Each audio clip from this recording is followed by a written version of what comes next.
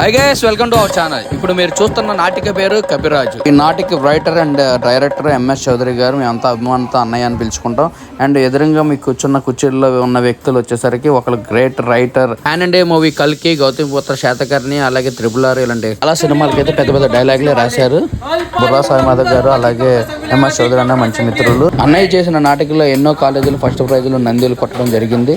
మరి మీ పిల్లలు కూడా యాక్టింగ్ నేర్పించాలనుకుంటున్నారా? అయితే ఎందుకు లేటు, మరి అన్నయ్య దగ్గర తీసుకొచ్చండి. అడ్రస్ ప్లేస్ అయితే చెప్పేస్తున్నాను.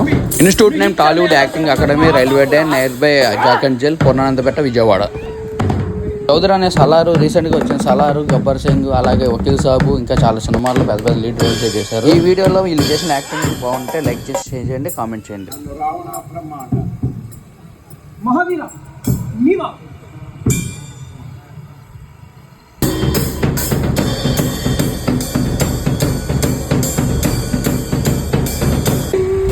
తేనావా పోటు అయ్యావా?